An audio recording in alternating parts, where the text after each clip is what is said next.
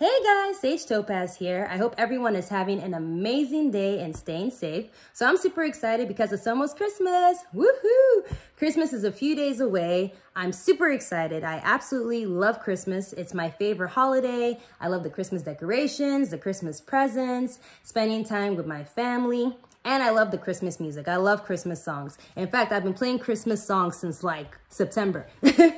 So yes, and finally Christmas is a few days away, so I am super excited. But anyway, in this video, I'm going to be reviewing Resident Evil Dead Island. So Resident Evil Dead Island, it was made this year, 2023, and it is a 3D animated movie. It is on Netflix. If you have not watched Resident Evil Dead Island and you plan on checking it out, please stop watching this video right now because it's going to be major spoilers. I'm going to pretty much spoil everything about the movie. So you have been warned, there are going to be spoilers. If you don't want to hear the spoilers, stop watching, okay?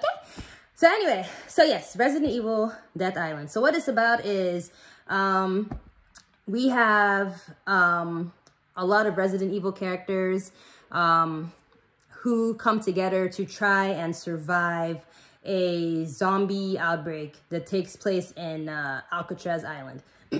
So I'm going to start with the pros and then go to the cons, okay? So the pros of Resident Evil Dead Island. First of all, the graphics look absolutely amazing. I mean, my goodness, the environmental graphics, the character designs, it is just, the graphics, absolutely amazing. Like, they did an amazing job. It's even funny because even before the movie starts, so you know how movies start and they like show the film company that made the movie, even the animation of the developers that made this movie, the animation looked amazing. I'm like, dang, okay. So yeah, the animation of this movie is absolutely fantastic. That's definitely one of the pros.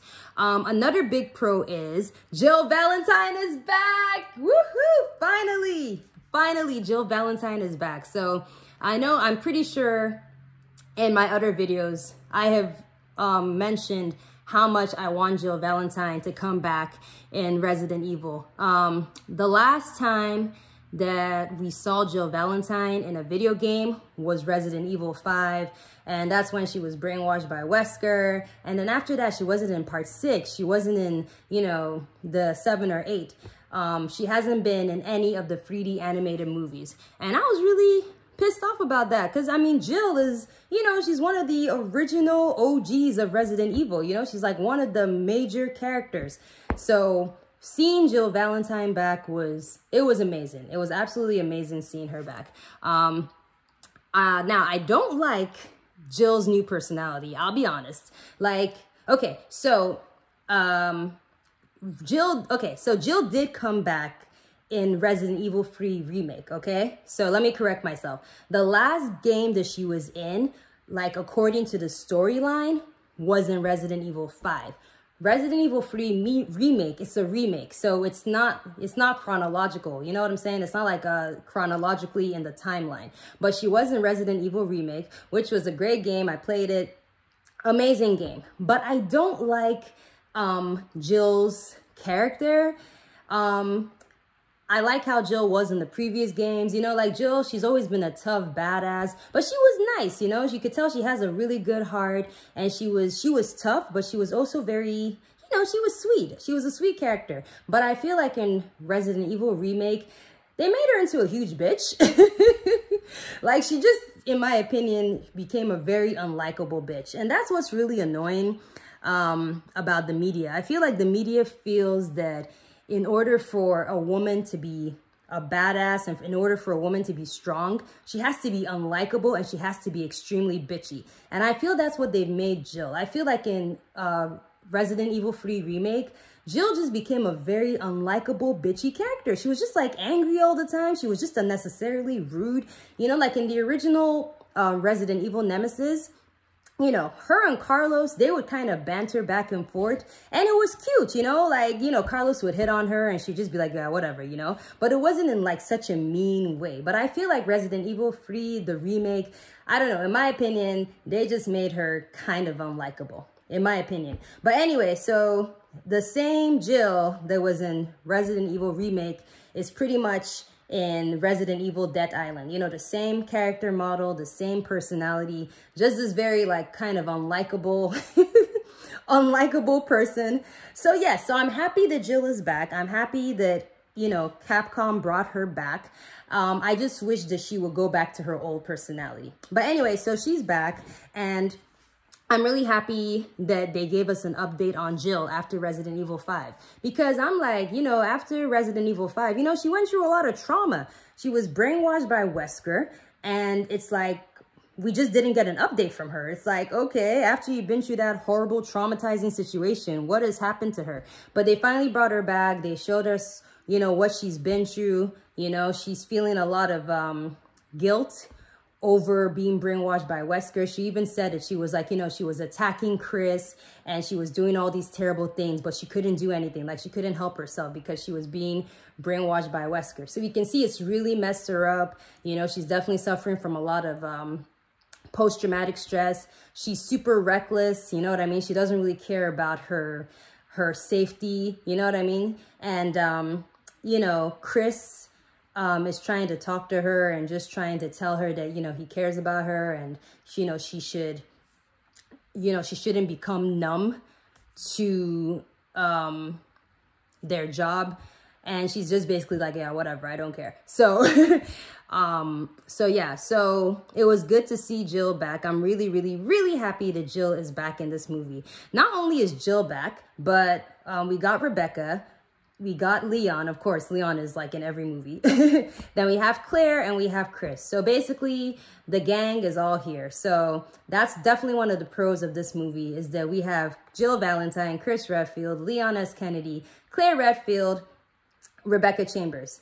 So pretty much almost everyone is back. I wish that they would bring Billy back and also Carlos. So, but at least majority of the main characters were in this movie, which was great. It was great seeing them all together.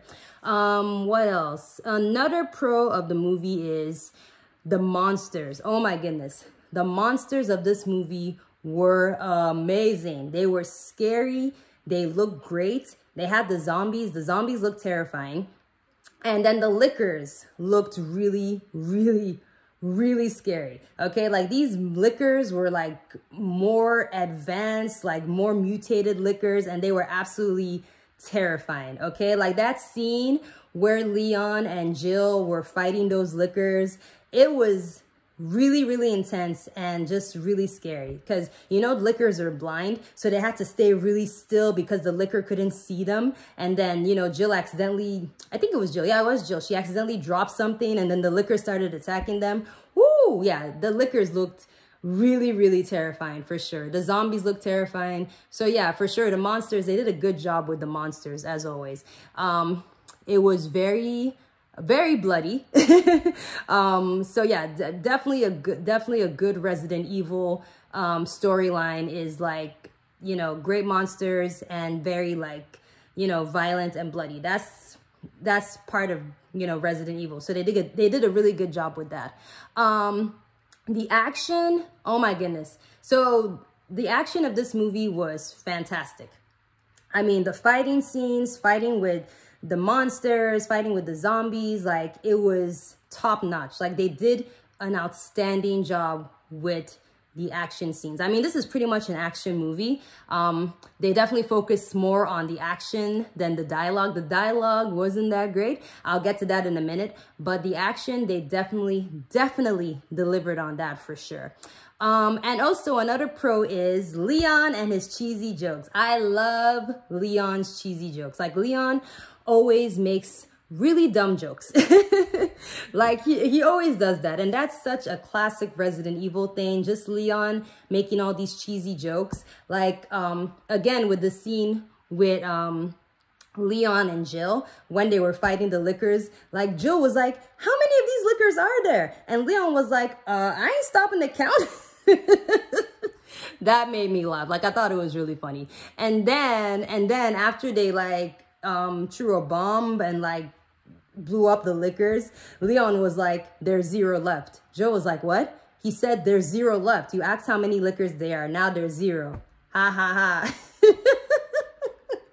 And Leon was really proud of himself for cracking that joke. So yes, it was nice to see the cheesiness of Resident Evil still remains. Okay, so those are the pros, I would say, of the movie. Now let's go to the cons. Okay, so the cons. So I'm a huge Resident Evil fan. Loved Resident Evil since I was like, what, 11 years old, watching my big brother play it. And then when I was old enough, I wasn't scared enough to play, so I could finally play it. Anyway, so yes, always been a fan of Resident Evil. So seeing that there was a new Resident Evil movie out, of course I was going to watch it. However, I had very low expectations because the previous movies, Resident Evil movies that they've made, like for instance, Resident Evil Degeneration, there's just not a lot of character development. Also in the video games as well, I feel like the last good storyline in Resident Evil was Resident Evil 4. In my personal opinion, I feel that the storyline with Resident Evil kind of started going down the toilet in Resident Evil 5. Okay, like, so not just storyline wise, but also character development wise, I just feel there's not a lot of character development. You know what I'm saying? So yeah, so with this movie as well, there wasn't a lot of deep character development, you know? I know that in one part of the movie where Chris was kind of trying to talk to Jill, he did mention Pierce, and he said that, you know, how Pierce sacrificed himself because of the job. But I don't know. I just don't feel like there was enough emotion with the characters. Even when the characters were like interacting with themselves, I would feel like the only characters who had like a lot of emotion toward each other were Chris and Claire. Like when they all got infected and Claire was, you know, about to turn, and Chris was like really concerned about his little sister, you know. I feel that there was just a lot more emotional connection with Chris and Claire. I don't feel that there was so much of an emotional connection with Jill and Chris. I don't feel that there was so much of an emotional connection with, I don't know. I don't know. I just don't feel, I feel that they could have gone more into the character development, but they didn't. But again, I didn't have high expectations getting into this movie. But so yeah. Also Rebecca as well, you know. Yeah, I don't know. I don't know how to explain it. I just feel that it was very surface level. That's the word. Yeah. So I feel like the characters, you know, their dialogue there wasn't a lot of deep dialogue with the characters. You know, we didn't really get to see them grow. So yeah, but I mean, it was mostly an action movie. So I guess they weren't really concerned with the character development, but hopefully they will make a Resident Evil movie that we can really get to see the emotional depth of the characters. We can really get to see some character development. We can really get to see some real emotional depth between the characters. Maybe one day they will make a Resident Evil movie like that. And I'm only talking about the 3D movies. I do not consider the live action movies, because the only live action movie of Resident Evil that was good was the first one. Okay, everyone else, in my opinion, sucked. And don't even get me started on that other Resident Evil movie they made. Okay, that was awful. So anyway, yes, well, I was going on and on. Basically, it could have been better. The character development was not there. So that's the long and short of what I'm trying to say. Okay, moving on. Another con. Oh my goodness, the villain of this movie was really stupid. I'm sorry, Dylan. He was a horrible, horrible villain. Now, don't get me wrong, right? Like, I think what he did was really scary. And that's what made this movie so interesting, because we saw that people in this island, Alcatraz Island, that went to go visit the island, they were all getting infected, but they weren't bitten. And, you know, usually in Resident Evil, when you get bitten by a zombie, when you get killed by a zombie, you get turned into a zombie. However, they were getting turned into zombies without getting bitten. And the whole time I was like, oh my God, like, how is this happening? You know, so that added to the whole mystery of the thing. And then we find out that he created drones, him and this other scientist. What was his name? I forget the scientist's name, but basically they created these drones that would inject people and they would turn them into zombies. So that was that was a really sinister plot. So I thought that was interesting. But the villain himself, Dylan, I found him to be very annoying. I just found him to be so theatrical. I don't know why I was just so annoyed by him, you know, just making this whole big speech. I was just kind of like, over it. But I also thought that his motivation was pretty stupid too. Like, I believe like his motivation was, you know, because he used to be a soldier, him and his best friend, they were both soldiers in Raccoon. And then, you know, the army, they basically forced them to kill civilians. They forced them to kill anyone who was infected. And then eventually his best friend got infected and he ended up like, killing his friend. So because of that, he became a villain, and his motivation is like, oh, you know, these same corporations, basically, he infected like Jill and Chris. Did he infect Jill? I don't remember if he infected Jill, but basically he was basically saying that all these corporations like Umbrella, they're all evil. And, you know, even you guys like Chris and Claire and Leon, you basically are working for these organizations who are just basically all evil or something like that. I can't even explain his motivation, but basically, I don't know. I just thought his motivation was stupid, in my opinion. Now, I think that a better motivation would have been, he was unhinged, but I feel like a better motivation would have been, he just kind of basically lost his mind, because what he went through in Raccoon was extremely traumatic. I mean, that was horrifying what he went through. I mean, he had to kill his soldiers, like his fellow soldiers.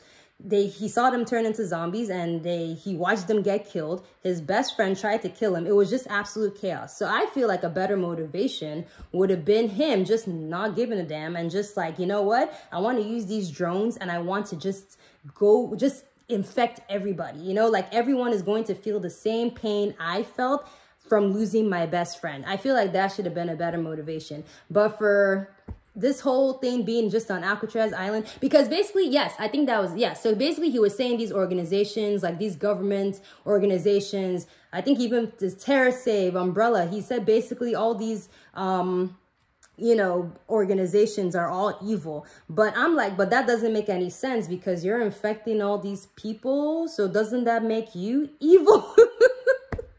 I just thought the whole motive, I just thought his MO was, I thought it was so stupid. I really, really thought it was stupid. And then him having like the gun, you know, and like putting it against his head and seeing if it would go off. I thought he was doing too much. Like, I just thought he was a villain that was just over theatrical, and he was just doing too much. And this is why Resident Evil needs to bring back Wesker. Please, please, Capcom, you guys need to bring back Wesker, okay?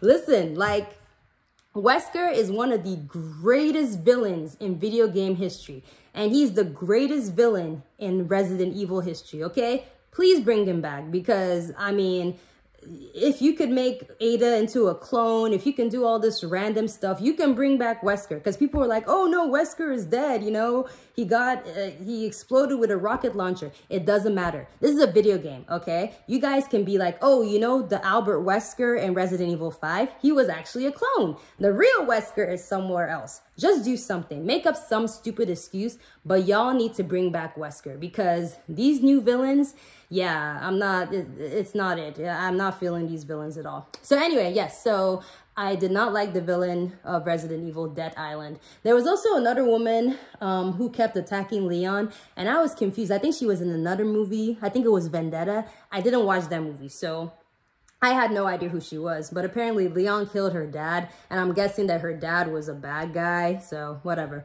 But she was a very formidable villain. But what makes me laugh is that every time, how come like, why is it that Capcom always puts these women in these like battle suits and high heels? Now, personally, Personally, if I was a bad guy, I would be very uncomfortable wearing heels all the time, okay? Like, they look cute, don't get me wrong, but I mean, I would just be uncomfortable wearing those heels all the time. I mean, wouldn't you want to be in more comfortable shoes as you're being a bad guy, you know? Wouldn't it be more comfortable to, you know, be fight in more comfortable shoes? And also, you know, the bodysuit, you know, like if you need to go to the bathroom, that seems like a pain in the, you know, pain in the butt to always take it off. Anyway, whatever. But yeah, so bring back Wesker. Okay, another con, the character designs. Now, I said earlier that one of the pros, the graphics were amazing, right? Character designs also were great, but I think it could have been better, okay? Like, for instance, Jill, I mean, she looked amazing. Chris looked great. Leon looks great, but I feel they made his face model a little different.